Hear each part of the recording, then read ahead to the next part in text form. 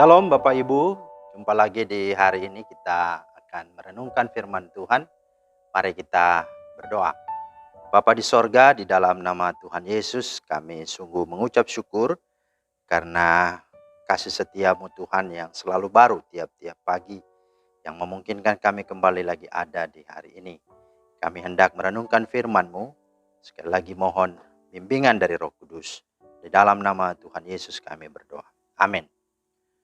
Bapak Ibu, firman Tuhan kita terambil di dalam Matius 6 ayat 14 sampai 15. Karena jikalau kamu mengampuni kesalahan orang, Bapamu yang di sorga akan mengampuni kamu juga. Tetapi jikalau kamu tidak mengampuni orang, Bapamu juga tidak akan mengampuni kesalahanmu. Itulah firman Tuhan yang menjadi dasar renungan kita pada hari ini. Dan tema kita hari ini adalah kebangkitan Kristus mensyaratkan pengampunan. Kebangkitan Kristus mensyaratkan pengampunan. Bapak Ibu, sejak manusia jatuh dalam dosa, manusia telah berusaha dengan berbagai cara untuk kembali kepada Allah. Manusia menganggap bahwa untuk memperoleh pengampunan Allah atau diterima dilayakan Allah, maka manusia hendak melakukan perbuatan baik, hendak beramal, hendak memberikan korban persembahan atau sesajian. Namun sayangnya semuanya itu tidak akan pernah berhasil. Semuanya itu tidak menjamin bahwa dia akan diterima, apalagi mendapatkan pengampunan dosa dari Allah. Itulah sebabnya semua agama di dunia ini tanpa terkecuali mendoakan kerabatnya dan keluarganya yang meninggal supaya dosa-dosa mereka diampuni dan semoga diterima di sisi Allah. Membuktikan bahwa pengampunan dosa bagi mereka belum merupakan suatu kepastian. Pengampunan dosa belum menjamin dan belum terjamin bagi hidup mereka. Sekalipun selama hidup mereka, mungkin mereka dikenal sebagai orang yang saleh, bahkan juga bisa saja menjadi tokoh rohaniawan atau tokoh agama yang mungkin dikenal banyak orang. Nah, tidak demikian dengan iman Kristen. Alkitab mengajarkan bahwa pengampunan dosa dan kepastian memasuki sorga hanya dapat tercapai di dalam dan melalui Tuhan Yesus Kristus yang telah mati atas dosa-dosa kita dan yang telah bangkit dari antara orang mati, memberi jaminan dan kemenangan bagi setiap mereka yang percaya dan yang mentaati firman dan kehendaknya. Kebangkitan Kristus adalah bukti bahwa Allah mengesahkan pengorbanan Kristus dan dengan demikian mengesahkan pula pengampunan dan penebusannya bagi umat manusia. Itulah berita sukacita teragung dan yang didambakan oleh seluruh umat manusia.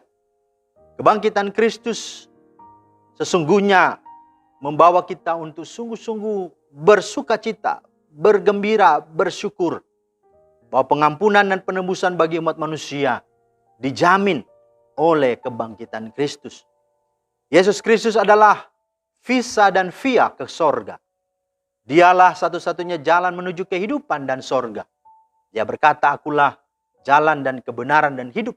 Tidak seorang pun yang sampai kepada Bapa atau sorga kalau tidak melalui aku. Yohanes 14 ayat 6. Kebencian, saudara, bisa menjadi musuh atau juga bisa menjadi sumber dari malapetaka dalam hidup manusia. Serta boleh saja setitik kebencian bisa menyebabkan manusia bisa bertindak kejam, jahat, dan kriminal. Sehingga dapat merusak hubungannya dengan Tuhan, dengan sesama, bahkan dengan dirinya sendiri. Begitu pula dengan adanya rasa bersalah, dengan adanya rasa takut yang mencekam dan rasa rendah diri pada setiap diri orang. Yang semuanya itu menunjukkan bahwa sesungguhnya ia belum mengalami pengampunan dari Allah, belum mengalami kelepasan, dan belum bisa mengampuni semua orang atau mengampuni akan dirinya sendiri. Karena itu melalui tema ini, kebangkitan Kristus mengajarkan kita beberapa hal. Yang pertama, bahwa kebangkitan Kristus bukan hanya sebagai dasar fundamental iman Kristen, melainkan adalah sumber sukacita dan harapan yang tidak dapat surut dan pudar dalam kehidupan setiap orang percaya. Itu. Yang kedua, kebangkitan Kristus adalah jaminan yang menjamin pengampunan dosa dan kehidupan kekal. Tanpa kebangkitan Kristus tidak ada jaminan pengampunan dosa dan kehidupan kekal atau sorga. Itu sebabnya dalam iman Kristen sorga bukan lagi mudah-mudahan atau bukan lagi semoga atau bukan lagi insya Allah, melainkan sebuah kepastian ya dan amin.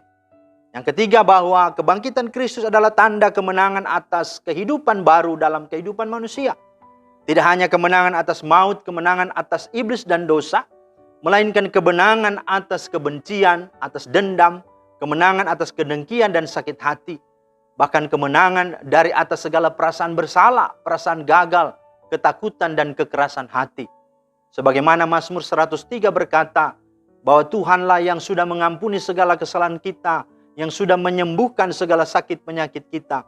Tuhan yang sudah menebus kita dari lubang kubur, yang memahkotai kita dengan kasih setianya dan rahmatnya. Tidak selalu ia menuntut dan tidak untuk selama-lamanya ia mendendam. Tidak dilakukannya kepada kita setimpal dengan dosa kita, dan tidak dibalasnya kepada kita setimpal dengan kesalahan kita. Itulah sesungguhnya jaminan kemenangan kita, karena Kristus sudah melakukannya, sudah menanggungnya, dan sudah menyelesaikannya dalam hidup kita tanpa syarat. Dan yang keempat, bahwa dengan kebangkitan Kristus sesungguhnya mensyaratkan pengampunan.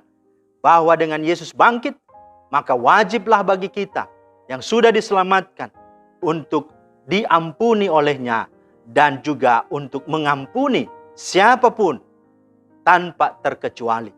Sebab Matius 6, 14-15 sebagaimana nats tadi, jikalau kamu mengampuni kesalahan orang, Bapamu yang di sorga akan mengampuni kamu juga.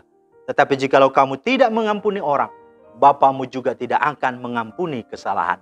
Maka kebangkitan Yesus mensyaratkan kita harus mengampuni tanpa terkecuali, tanpa syarat.